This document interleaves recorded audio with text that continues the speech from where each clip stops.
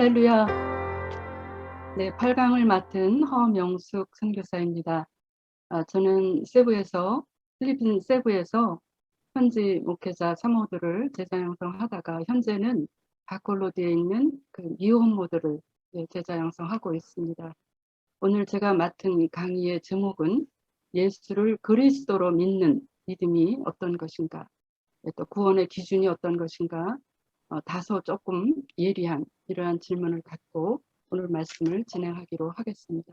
예수님께서 하나님의 아들 그리스도이심을 믿게 하려고 오늘 한다고 하셨는데, 과연 믿는다는 것이 어떤 건지 좀 더 세부적으로 들어가는 말씀입니다.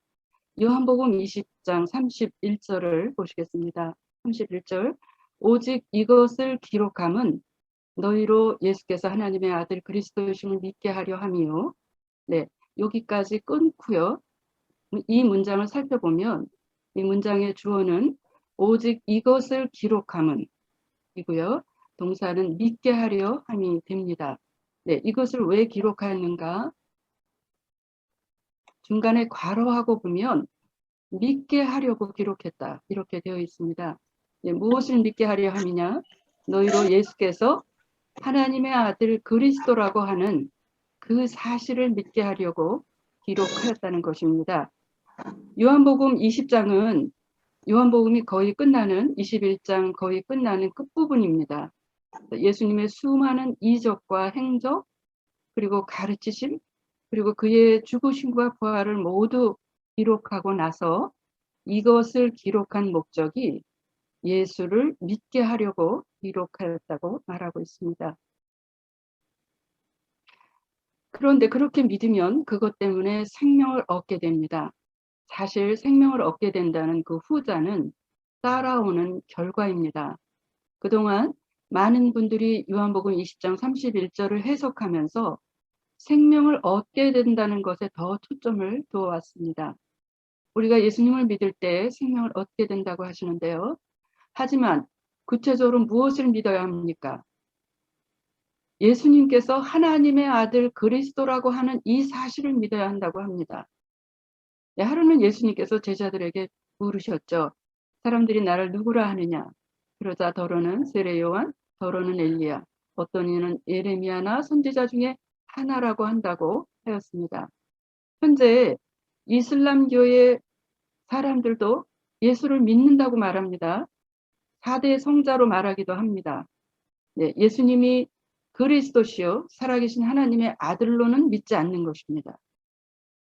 그러나 성경이 이것을 믿게 하려고, 우리가 너무나 많이 들어온 말씀이지만 예수님이 어떤 분이신가? 그리스도시요 살아계신 하나님의 아들이신 것을 믿게 하려고 기록했다라고 요한복음이 말씀합니다. 이것이 성경의 목적입니다. 그래서 오늘 말씀은 예수를 믿되 그리스도를 믿는다는 것이 무엇이며, 또한 구원받았다고 하는 것이 어떤 기준의 것인지 고넬료와 아볼로의 예화를 통해 깊이 생각해 보고자 합니다. 자, 그러면 우리는 선교사이고 목회자이고 사역자들이지 않습니까? 한번 질문해 보아야 합니다. 우리는 무슨 설교를 해야 합니까? 우리의 선교의 현주소가 어떠합니까? 저는 주로 제 자신이 성경 공부하던 중에서 은혜 받은 것을 해왔던 것 같습니다. 또 많은 다른 설교들을 보면 때로 어떤 분은 말씀 한마디 읽고 숱한 지식을 짜맞추기 하고 마지막에 한마디 말씀을 거기에 적용하는 그런 모습도 보았습니다. 매주 무엇을 설교해야 할까 하는 고민을 해온 것이 솔직한 고백입니다. 제가 수련목에서 진급 과정에서 그 설교를 논문으로 내야 하는 과제가 있었습니다. 그때 지도 목사님께서 설교의 모든 결론은 예수님을 드러내야 한다라고 말씀하셨습니다. 그러나 실제 생활에서는 까마득하게 잊어버리고 말았습니다. 그러나 요한복음 20장 31절을 기초하여 생각하여 보면 이것은 참 무책임하였습니다. 분명한 방향을 갖고 있지 않았습니까요? 또 우리 목회자들 사이에는 그때그때 유행하는 프로그램이 있는 것 같습니다. 그래서 그 정보를 많이 쌓아둔 분들을 종종 보기도 합니다. 정보를 쌓고 다른 목회자들의 메시지를 참고하고 우리보다 뛰어난 분들이 뭐라고 얘기했는지 참고하는 것은 틀린 것은 아닐 것입니다. 하지만 설교의 목적이 무엇입니까? 무엇 때문에 설교를 하고 있는 것입니까? 그 목적을 잃어버리면 우리는 수많은 다양한 것들을 다루면서 결국은 설교해야 할 궁극적인 방향, 목적을 잃어버리는 것입니다. 그 궁극적인 방향을 모르니까 계속 고민하게 되는 것입니다. 설교 또한 성경의 목적에 부합해야 합니다. 예수님을 하나님의 아들 그리스도로 믿게 해서 생명을 얻게 하는 것이 설교의 목적이어야 합니다. 그것이 설교의 방향이어야 합니다. 그러면 전도는 무엇입니까? 우리는 전도하면 방법부터 생각합니다. 제가 그랬습니다. 무슨 물품을 가져가서 어떻게 사람의 마음을 얻을까 하는 등의 방법론을 많이 생각해 온 것 같습니다. 그러나 전도는 말 그대로 복음을 전하는 것입니다.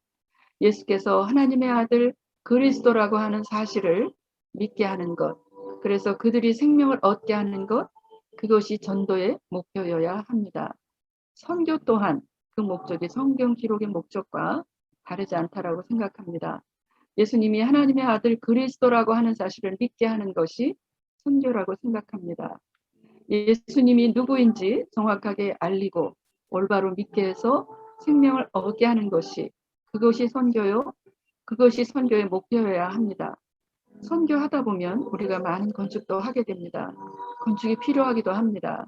그러나 건물이라는 하드웨어만 있고 예수 그리스도라는 소프트웨어가 따라가지 않는다면 하나님께서 보실 때 내 마당만 밟는 너희가 나는 정말 지겹다 말씀하시지 않으실까요? 어쩌면 팬데믹이라는 재앙 속에 우리를 놓아두시는 것은 모든 이러한 상황들을 정화시키기 위함은 아닐런지요. 이러한 때에 2021년 연초에 분명한 복음에 대해서 성경의 복음에 대해서 말씀 석용회를 열어주신 것을 깊이 감사드립니다. 우리의 설교도 전도도 선교도 제자 양육 부분도 마찬가지입니다. 교회에서 수많은 양육 프로그램을 합니다.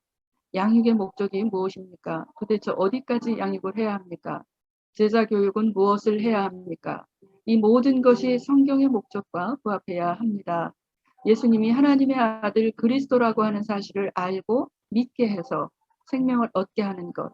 그리고 그 생명을 얻은 자는 더욱더욱 예수님을 하나님의 아들 그리스도라고 하는 사실을 더욱더욱 믿고 전할 수 있는 자들로 세울 수 있는 것.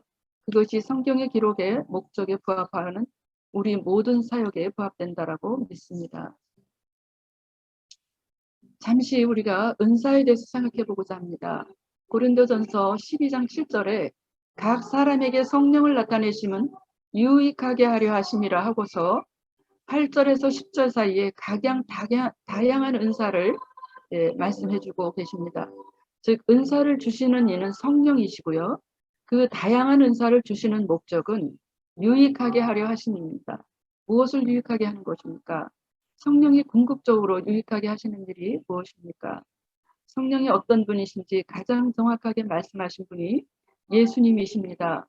예수님은 성령을 요한복음 14장 16장에 이렇게 이야기했습니다. 14장 26절 보혜사 곧 아버지께서 내 이름으로 보내실 성령 그가 너희에게 모든 것을 가르치고 내가 너희에게 말한 모든 것을 생각나게 하리라. 모든 은사의 목적 또한 성경의 목적과 부합한다고 믿습니다. 예수님이 하나님의 아들 그리스도이심을 믿게 하려고 하나님께서 우리에게 은사를 주시는 것입니다. 이 은사를 가지고 정말 모든 사람이 올바로 예수님을 알고 믿을 수 있게 하기 위한 것이라면 은사는 얼마나 귀하게 사용되겠습니까? 하지만 오늘날 너무나 기가 막히게 은사라는 이름으로 복음과 상관없이 예수님을 정확하게 알고 믿도록 하는 것과는 상관이 없이 그냥 은사 자체에 취해 있는 경우들이 너무나 많습니다. 은사 받기 위해서 얼마나 많이 기도합니까? 저도 이 은사에 대해서 얘기하라고 하면 정말 할 말이 많습니다. 그러나 하나 놓치면 다 놓쳐버리는 것입니다. 교회가 복음이 살아있어야 할 교회가 이러한 일로 인해서 선명한 복음이 가리워지고 있는 한국의 기독교 상황을 우리가 냉철하게 보아야 한다고 믿습니다. 우리는 성경 기록의 목적에 부합한 사역을 해야 합니다. 성경 기록의 목적에 부합하게 설교해야 하고 전도해야 하고 선교해야 하고 은사를 사용해야 하고 제자 양육해야 할 것입니다. 성경 기록의 목적이 예수님을 하나님의 아들 그리스도로 정확하게 알고 또 올바로 믿게 함이라 말씀하시니 우리가 하고 있는 사역의 모든 목적이 거기에 있어야 할 것입니다. 그렇다면 예수님이 그리스도라고 믿는다는 것은 우리 실제 생활에서 어떤 의미를 가지는 것일까요? 우리가 예수님을 그리스도라고 믿는다는 것은 예수님이 나의 왕이며 나의 제사장이며 나의 선지자로 믿는다는 것입니다. 7강에서도 우리가 이것을 살펴보았고요. 계속해서 이 말씀은 나오게 될 것입니다. 왕이시고 제사장이시고 선지자이십니다. 다시 말해 그리스도께서 사단을 이기셔서 사탄이 왕 노릇하는 데서 우리의 영원한 왕이 되셨고 죄를 해결하셔서 참 제사장이 되셨고 참 선지자로서 하나님 만나는 길을 여셨다는 것을 믿는 것입니다. 두 번째로는 내가 그리스도와 함께 십자가에 죽었고 그와 함께 일으키심을 받았으며 그가 내 안에 사신다고 하는 것을 믿는 것입니다. 유명한 말씀 갈라디아서 2장 20절을 보겠습니다. 내가 그리스도와 함께 십자가에 못 박혔나니 그런즉 이제는 내가 사는 것이 아니요 오직 내 안에 그리스도께서 사시는 것이라. 이제 내가 육체 가운데 사는 것은 나를 사랑하사 나를 위하여 자기 자신을 버리신 하나님의 아들을 믿는 믿음 안에서 사는 것이라. 또 그래서 내가 그리스도와 함께 죽었고 내가 그리스도와 함께 다시 살아났으며 그 그리스도께서 내 안에 사신다고 내가 믿는 것입니다. 또 이와 유사한 말씀이 로마서 6장 4절입니다. 그러므로 우리가 그의 죽으심과 합하여 세례를 받음으로 그와 함께 장사되었나니 우리는 장사돼 버렸죠. 이미 죽어서 나는 없는 것입니다. 이는 아버지의 영광으로 말미암아 그리스도를 죽은 자 가운데서 살리심과 같이 우리로 또한 새 생명 가운데에서 행하게 하려 하시니라. 십자가상에서 예수께서 죽으실 때 나도 그와 함께 연합하여 죽었습니다. 그래서 나는 없습니다. 그가 지금 내 안에 계시고 나의 주인으로 계신다고 하는 것을 내가 믿는 것. 그래서 나는 이미 죽은 존재이고 내가 그리스도와 함께 새로운 피조물이 되었고 오직 내가 지금 사는 것은 나를 위해서 사는 것이 아니기에 더는 육신을 위해서 살지 않고 더는 나를 위하여 살지 않고 나를 위해서 돌아가신 그분을 위해서 사는 것입니다. 이것이 예수님을 그리스도로 믿는 신앙생활의 시작입니다. 이것이 신앙입니다. 이것이 믿는다는 것의 참 의미입니다.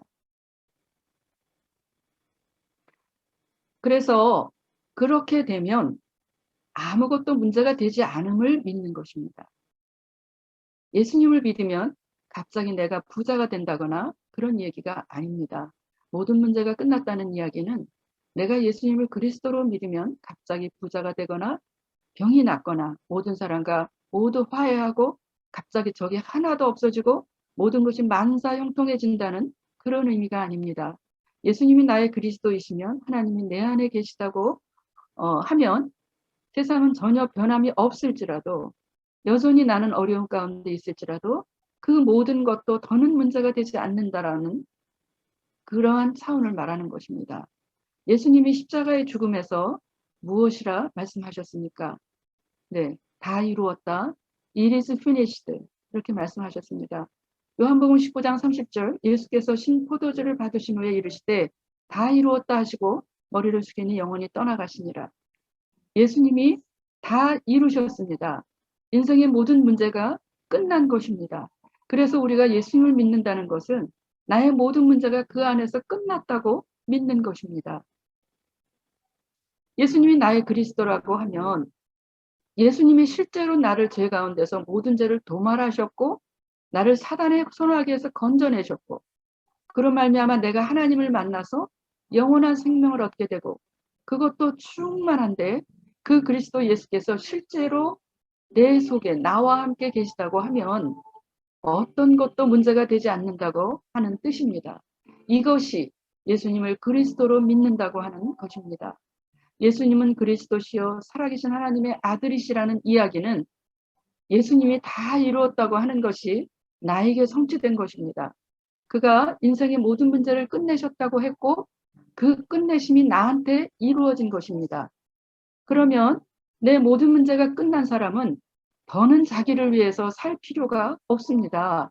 그래서 예수님께서 누구든지 나를 따라오려거든 가장 첫 번째 조건이 자기를 부인하라고 말씀하십니다. 이 자기를 부인하는 것은 나를 죽이라는 그런 수준의 이야기가 아닙니다.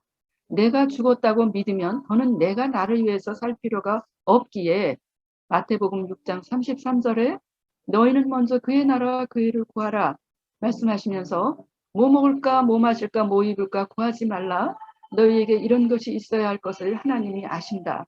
그러니 너희는 먼저 그 나라와 그 의를 구하라고 분명하게 말씀하셨습니다. 정말 이것을 필리핀에서 어려운 우리 필리핀 현지인들을 도울 때 보면 정말 이것을 많이 느낍니다. 네. 네, 너무나 길어지기 때문에 그런 간증들은 빼고요. 구원받은 자는 자기를 위해서 사는 자가 아닙니다. 자기를 건져주신 주를 위해서 사는 자입니다. 그 말은 내가 내 모든 것을 끝내셨다고, 그가 내 모든 문제를 끝내셨다고 믿는 것입니다.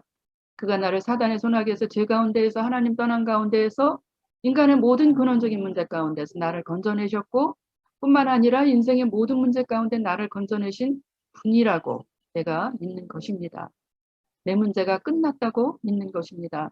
어떤 것도 문제가 되지 않는다고 믿는 것인데 그 믿음이 우리 신앙생활의 출발이 되어야만 합니다. 내 모든 것이 예수님이 모든 것이 끝났다고 믿지 않는 사람은 끝내려고 삽니다. 끝났다고 믿지 않는 사람은 예수 이름으로 그 문제를 끝내려고 합니다. 언제 끝나게 될까요? 죽어야지 끝이 날 것입니다. 그 말은 일평생 내 모든 문제가 끝났다고 믿지 않으면 일평생 내 문제를 끝내려고 사는 인생이 되고 이것을 끝내려고 하는 인생은 결국은 결과적으로 자기를 위한 인생을 살게 될 뿐입니다. 수많은 기독교인이 지금 어떤 프레임 가운데 갇혀 있습니까? 기도에서 응답받는 사람들을 모델로 삼고 있습니다. 재정적인 문제 응답받는 사람들, 가정적인 문제, 자녀 문제 응답받는 사람들, 수많은 사람들을 모델로 만들어 놓고 금식을 하든지 뭐든지 기도해서 응답받으려고 합니다. 그것이 기독교인의 삶이라고 프레임을 만들어 놓았습니다. 이게 맞는 것일까요? 그래서 우리는 무조건 응답받으려고 발버둥 칩니다. 그 이면을 들여다봤을 때 이미 끝났다고 하는 믿음이 없으면 예수 이름을 이용해서 자기를 위해서 사는 사람이 되는 것입니다. 이것은 신앙이 아닙니다. 그래서 생각이 있는 세상의 지성인들은 기독교인들의 이 이기적인 기도 생활의 모습을 보고 혐오하는 것입니다. 신앙은 그가 내 모든 문제를 끝났다고 믿고 내가 그를 위해서 사는 것이 신앙이지 내 문제를 위해서 이 복음을 끌어당기는 것은 신앙이 아닙니다. 그것은 올바르지 않습니다. 이것은 우상 숭배의 수준입니다. 우리가 예수님을 믿고 하나님을 믿는 이유도 뭔가를 하나님으로부터 기도해서 응답받으려고 하는 것이라면 우상 숭배와 다를 바가 없겠지요. 그의 십자가가 충분하지 않습니까? 그가 나를 위해서 십자가를 지셨고 죽음까지 주셨고요. 그가 나와 함께 계신다고 하는데 우리는 이것이 크게 보이지 않기 때문에 여전히 그리스도의 십자가의 죽음을 이용해서 여전히 내가 밥 먹고 사는데 이용하고 있게 되는 것입니다. 그것은 복음이 아닙니다. 끝났다고 믿고 사는 것이 복음입니다. 끝났다고 믿지 않는 사람은 끝내려고 사는데 결국은 이것이 결과적으로 자기를 위해서 사는 삶이 되고 마는 아주 슬픈 일이 되는 것입니다. 이것은 예수님의 복음, 예수의 복음, 예수의 십자가, 예수의 부활을 이용해서 자기 먹고 자기 사는데 이용하겠다는 것입니다. 우리가 저를 포함해서 선교 현장에서 이런 모습으로 서 있는 것은 아닙니까? 이 말도 안 되는 일이 계속해서 벌어지고 있는 것입니다. 기독교인의 삶이 왜 이렇게 되었을까요? 기도 많이 하는 것은 중요합니다. 응답받는 것도 너무나 중요합니다. 하지만 더 중요한 것은 끝났다고 믿는 것입니다. 내가 다 이루었다. 그 말씀이 나에게 성취되었다고, 그 그리스도의 십자가가 완벽하다고 내가 믿는 것입니다. 그래서 그분이 나의 주인이시고 내가 그분을 따라가기만 하면 된다고 믿는, 이것이 예수를 그리스도로 믿는 믿음입니다.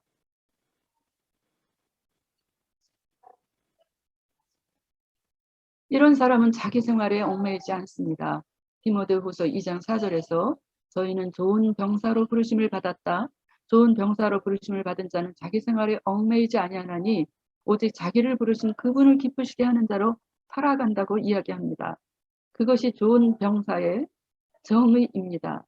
군인은 먹여주고 재워주고 입혀줍니다. 군인들이 먹을 거 입을 거 고민하지 않습니다. 나라만 지킵니다.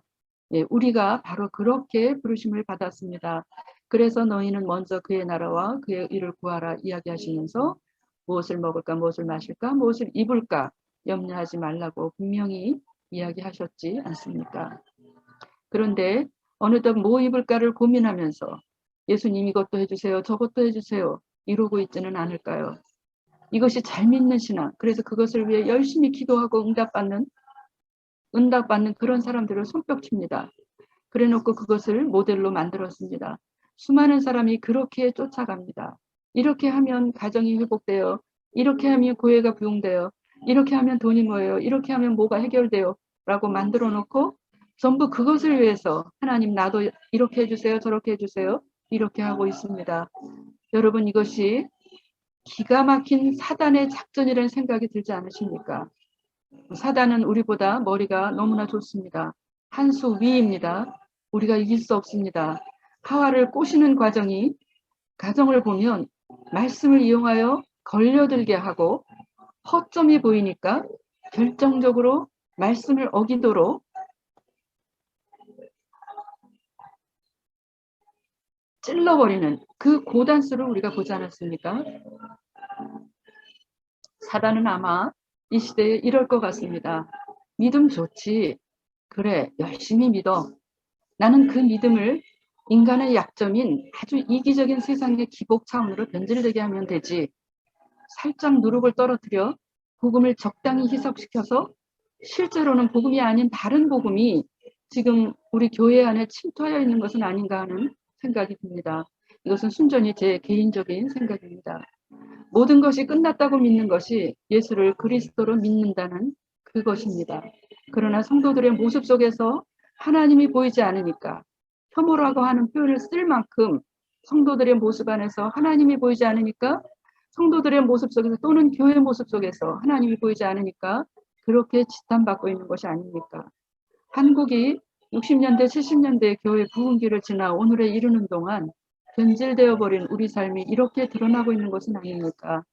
객관적으로 지금 우리가 회복돼야 할 것은 우리 기독교인들이 힘을 모아서 무엇을 하는 것, 그것도 중요한데 그보다도 먼저 복음 앞에 서야 합니다. 예수님이 그리스도라고 하는 그 복음, 그 예수님을 정확하게 알고 믿는 대로 돌아가는 것 말고는 방법이 없게 보여집니다. 이 팬데믹이 주는 영적인 의미가 그것이 아닐까요? 그가 내 모든 문제를 끝내셨다고, 그의 십자가가 완벽하구나라고 진실로 믿는 이 방법 말고는 답이 없다고 보여집니다.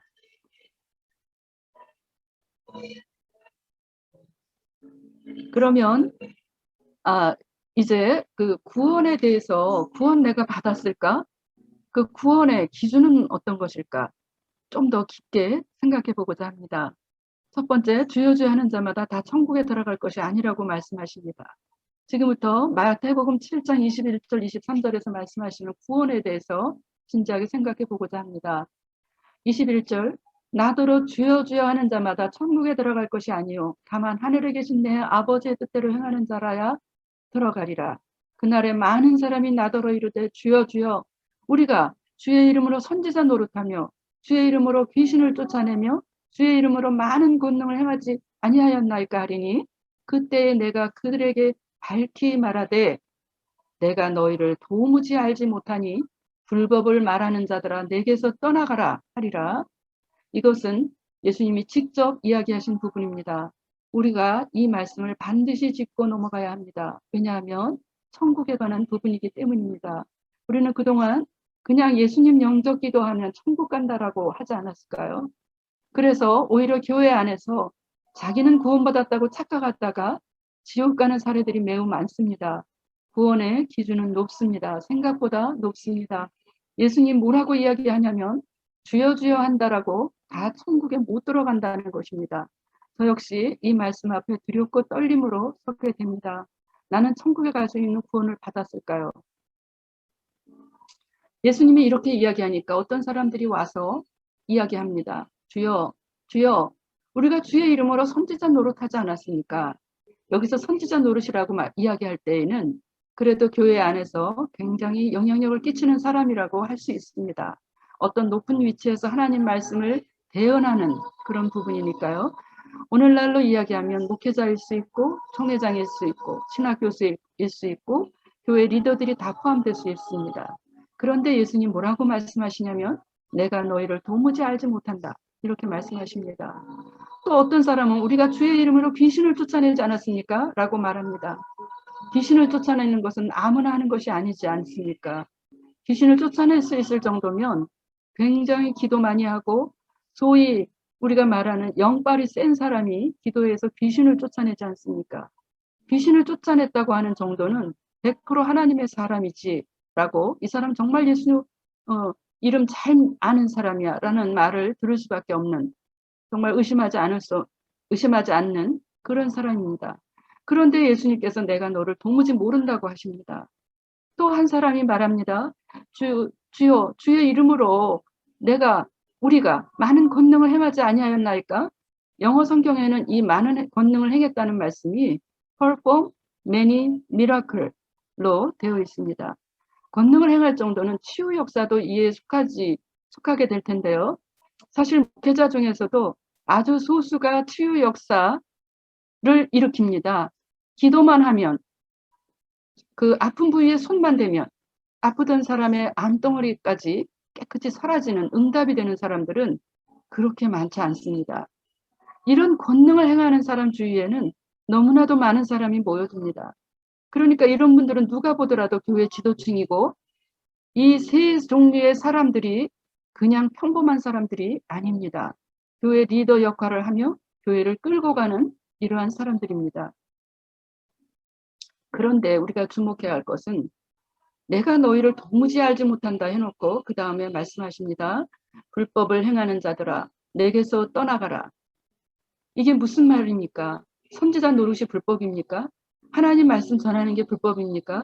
목회자가 되어서 하나님 말씀 전하고 신학자가 되어 말씀 전하고 선지자 노릇 자체가 불법입니까?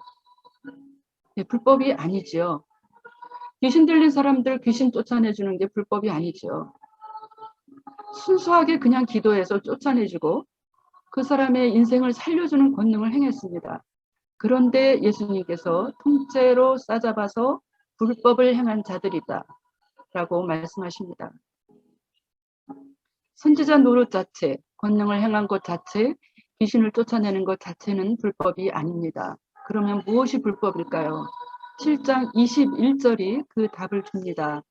나더러 주여 주여 하는 자마다 다 천국에 들어갈 것이 아니요 해놓고 다만 하늘에 계신 내 아버지의 뜻대로 행하는 자라야 들어가리라. 이게 핵심입니다.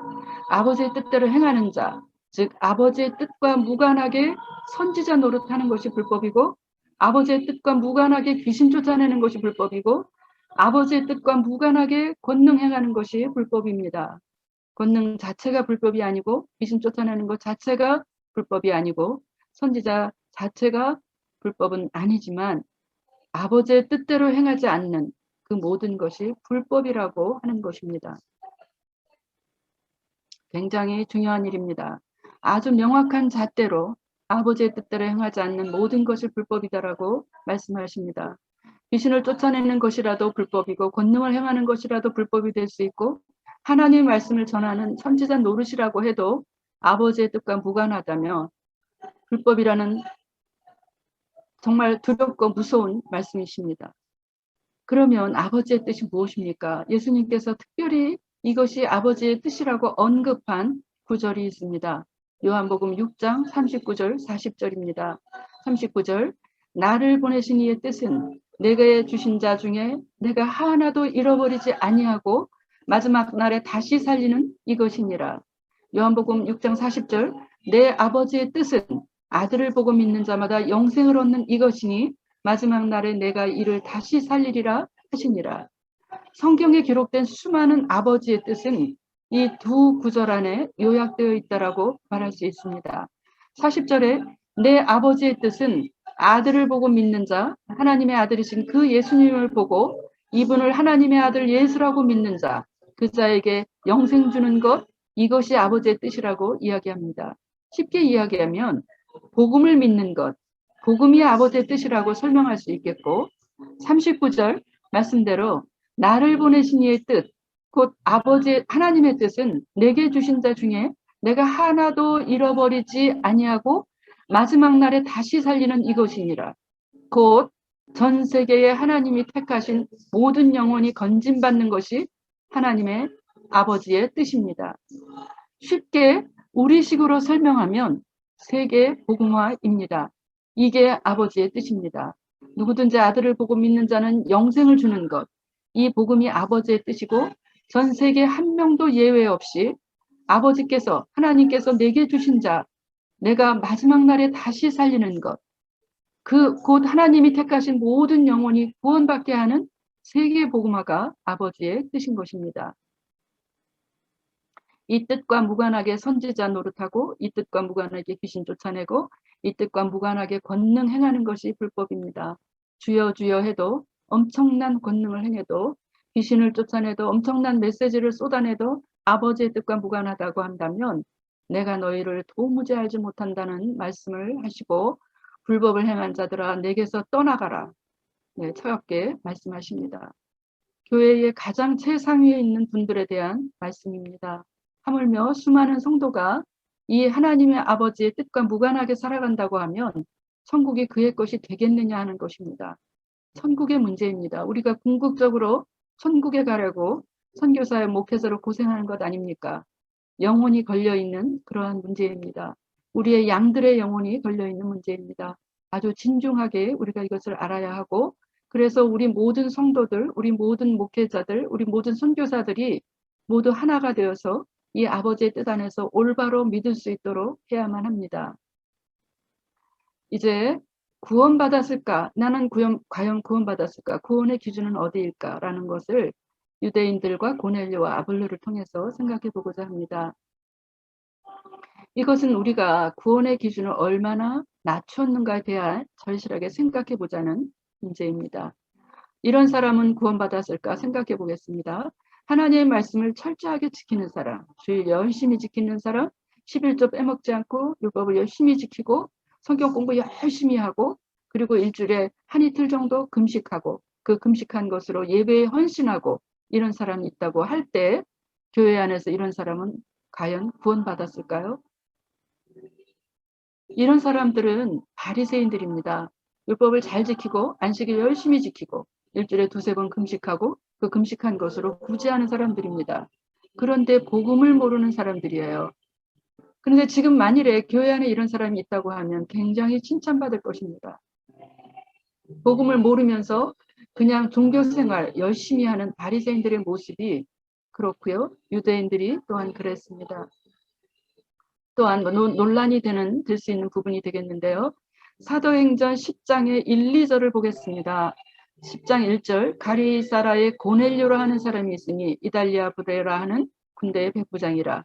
그가 경건하여 온 집안과 더불어 하나님을 경외하며 백성을 많이 구제하고 하나님께 항상 기도하더니 네, 교회 내에 이런 분이 계시다면 모든 사람의 존경을 받으며 많이 받고 있을 것입니다.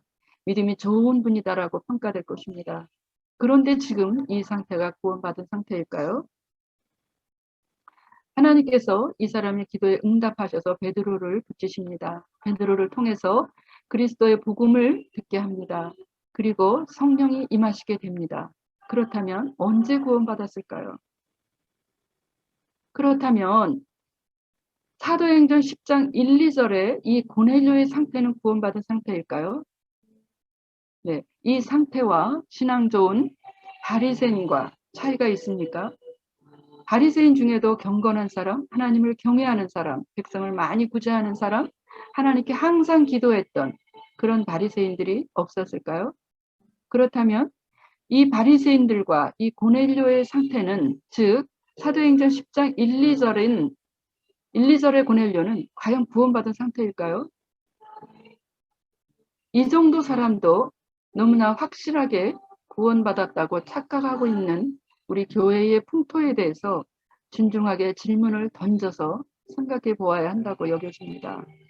이 시대는 구원의 기준을 마치 도덕적인 차원으로 너무나 떨어뜨려 버린 것은 아닐까요? 사도행전의 18장의 또 한 사람, 24절, 25절의 아볼로를 생각해 보겠습니다. 알렉산드리아에서 아볼로라는 유대인이 에베소에 이르렀습니다. 이 사람은 언변이 좋고 성경에 능통했다고 했습니다. 그리고 그가 일찍이 주의 도를 배웠다고 합니다. 그리고 예수에 관한 것도 알고 자세하게 말하며 가르쳤다고 합니다. 그런데 요한의 세례만 알 따름이라고 합니다. 이게 무슨 말입니까? 예수님에 관해서 열심히 알고 설명하고 있지만 성령의 세례를 주신 참된 그리스도라고 하는 부분은 모르고 있었다는 것입니다. 그리하여 아볼로를, 브리스가 아굴라 사도 바울의 제자 두 부부가 이 아볼로를 데려다가 더 정확하게 풀어서 예수님을 가르칩니다. 그리고 나서 28절에 보면 그가 변화가 되어서 예수는 그리스도라고 힘있게 증거하는 사람으로 변화되었습니다.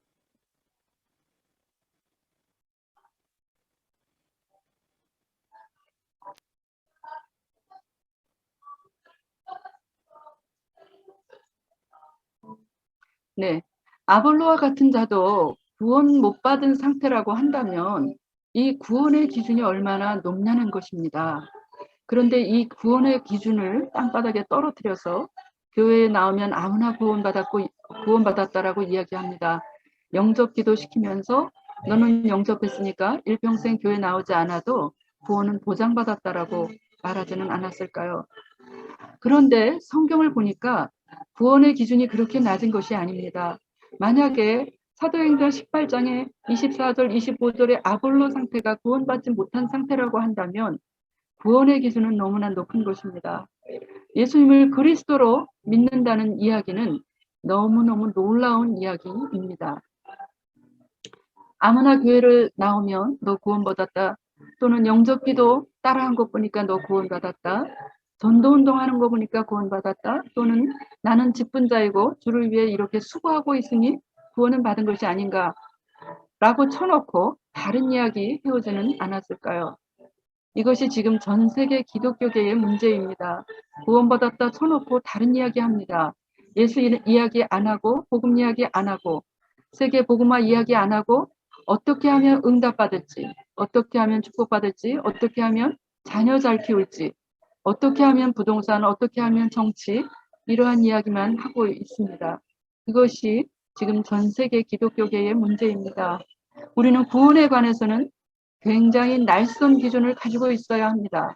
예수님도 주여 주여 한다고 다 구원받지 못한다고 분명히 언급했고 그 다음에 사도행전 10장의 고넬료의 상태를 보고 베드로를 붙이고 계시는 거 아니십니까?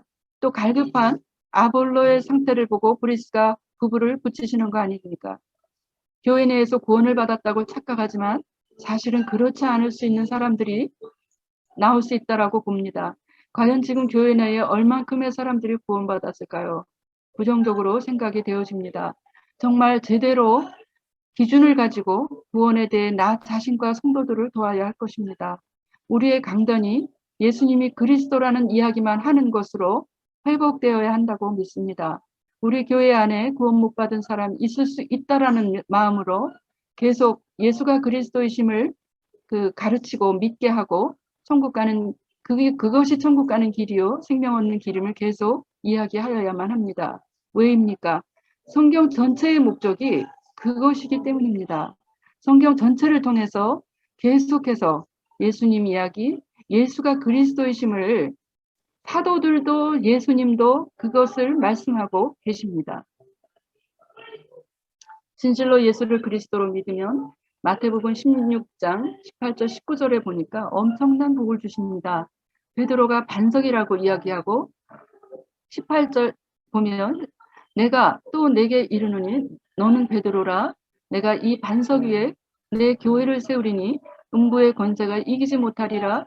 19절 내가 천국 역사를 너에게 주리니 내가 땅에서 무엇이든지 매면 하늘에서도 매일 것이요 내가 땅에서 무엇이든지 풀면 하늘에서도 풀리리라 하십니다. 이 말씀에서 진짜 반석은 무엇입니까? 복음 자체입니다. 베드로의 예수는 그리스도 살아계신 하나님의 아들이라는 그 고백이 반석입니다. 예수님이 하나님의 아들 그리스도이신 그 복음 자체가 반석이고 또 이 복음을 믿는 믿음이 반석이고 이 믿음을 가진 자가 반석입니다. 이 반석 위에 내 교회를 세운다고 말씀하시고 그 교회는 음부의 권세가 이기지 못하리라. 원래 교회는 반석 위에 세워지는 것이기 때문에 음부의 권세가 교회를 이기지 못합니다. 그러나 지금 교회는 반석 위에 세워졌을까요? 모래 위에 세워졌을까요? 무엇으로 알 수 있습니까? 반석 위에 지은 교회는 음부의 권세가 이기지 못한다고 말씀하십니다. 음부의 권세의 공격은 없을 수는 없죠. 그러나 음부의 권세가 이기지 못하는 교회가 반석 위에 지어진 교회입니다. 반석 위에 지어진 교회가 아닐 때 교회가 그렇게 문제가 많은 것입니다. 사단의 음부의 권세가 이기지 못하는 교회가 아니라 지금은 너무나 사단의 놀이터가 되어 있는 교회가 되어버렸습니다. 왜 그렇게 목사님들하고 장로님들하고 많은 다툼이 있을까요? 왜 그렇게 교회 내에 그토록 많은 아픔이 있고 상처받는 일이 많을까요? 교회가 하나님의 백성들이 모였다고 하는데 무엇이 문제일까요? 설교가 문제입니까? 행정이 문제입니까? 돈이 없어서 그렇습니까? 무엇이 문제입니까? 많은 원인 중에 하나일 수 있습니다. 하지만 진짜 제1원인은 어디 위에 지었느냐, 그것에 해답이 있습니다. 반석 위에 서 있는 교회를 음부의 권세가 이기지 못합니다. 우리 교회가 반석 위에 있는 교회가 되게 해야 할 것입니다. 한 명 한 명에게 제대로 복음을 전하고 한 명 한 명에게 바로 이 복음을 믿을 수 있는 믿음 가운데 설 수 있도록 해야 하겠습니다. 그리고 천국 열쇠라고 하는 부분입니다. 내가 땅에서 매면 하늘에서도 매일 것이요 땅에서 풀면 하늘에서도 풀리리라. 주도권을 우리에게 허락하셨습니다. 이것이 이 천국 열쇠가 밥 먹고 사는데 굳이 필요하지는 않을 것입니다. 그러나 하나님 나라의 확정을 위해서는 너무나 필요한 부분입니다. 하나님 나라의 확정을 위해서 전 세계를 복음화하기 위해서는 필요한 부분입니다. 하나님이 이것을 약속하셨고 허락하십니다. 이제 결론입니다. 정말로 예수님을 그리스도로 믿는 자는 구원을 얻습니다. 오늘날 교회에서 예수 그리스도를 외치지만 예수가 어떤 분이며 그리스도가 어떤 직분인지 어떤 의미인지 전혀 모르면서 그냥 예수 그리스도를 외치고 있고 그래서 정작 예수 그리스도가 나타나도 전혀 놀라지 아니하는 전혀 그분에게 기대하지 않는 이런 어린아이 같은 이런 모습들이 교회 안에 너무나 많다라고 생각되어집니다. 예수님을 진실로 그리스도로 아는 사람이 나는 예수 그리스도 믿습니다 라고 말할 수 있습니다. 지적 동의만으로 알고 말하느냐, 머리로만 알고 말하느냐, 진실로 알고 믿고 말하느냐의 차이는 영원한 차이입니다. 우리 모든 성도, 우리 모든 선교지, 우리 교회 안에 있는 모든 영혼이 성도들이 정확하게 알고 믿을 수 있도록 그래서 예수 그리스도 한마디 할 때 그 말에 어마어마한 걸 담아서 예수 그리스도 그 한마디 할 수 있는 그런 자들 되게 해야 하겠습니다. 하나님께서 저와 여러분들에게 긍휼을 베풀어 주셔서 저와 여러분에게 더욱 은혜를 주시기를 바라고 우리 사역에 참된 은혜를 부어주시기를 예수 그리스도의 이름으로 축원합니다. 기도하겠습니다. 감사하신 하나님, 참 이 팬데믹이 주는 어려운 상황 가운데서 진정한 복음에 대해서 참 생각할 수 있도록 기회를 주신 것을 감사합니다. 저희의 모든 이 잘못된 구원의 기준 땅에 떨어뜨리고 또 예수를 잘 알지 못하고 지적 동의로만 예수님을 믿고 있었던 것을 진심으로 회개드립니다. 하나님 성령께서 저희들을 깨닫게 해주시고 저희가 예수님이 정말 그 성경에 있는 정말 이 사대 성인이요 또 사람으로서가 아니라 하나님의 아들이시고 살아계신 하나님이시라는 것을 깊이 믿고 진실되게 믿어서 저희의 현실 문제를 떠나서 그의 나라를 먼저 실제로 구할 수 있는 이러한 믿음의 사람이 될 수 있도록 저희들을 긍휼히 여겨 주시옵소서. 귀한 말씀을 증거할 수 있는 은혜를 주신 것을 감사하고 다만 예수 그리스도 이름으로 기도하였습니다. 아멘.